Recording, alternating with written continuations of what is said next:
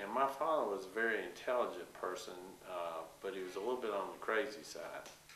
And when would get mad, he was one of those people that if he got mad and he got a look in his eye, you knew that, at least we as children knew that we shouldn't mess with him, that it was time to run out of the house or run for cover wherever you could if he was really upset.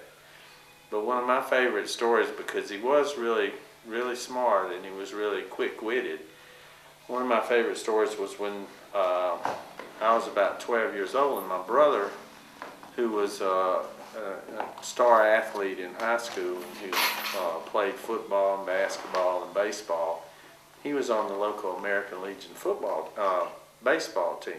And the year that they were playing, he was playing the team from Rock Hill, which was a larger city than Chester, and which usually the teams from Rock Hill usually dominated the teams from Chester because it was a lot larger town. And my brother was playing American Legion baseball, and the team from Rock Hill had this boy who played shortstop who was on scholarship to Clemson University, where it was Clemson College at that time.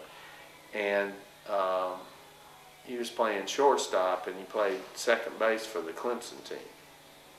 And he was really, really good.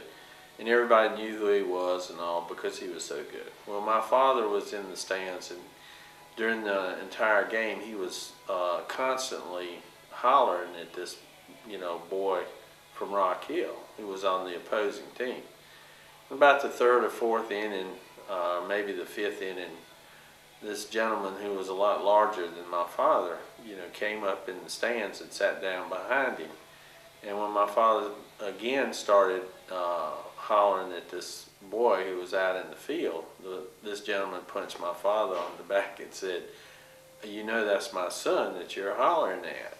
And my father looked at him, and he didn't crack a smile. It didn't faze him at all. He looked at him and he said, "Well, I'm like Sears Roebuck. If you don't like what I sell, hell, I'll take it back." And I thought that was a great story, just from the perspective of a 12-year-old boy who was sitting next to him.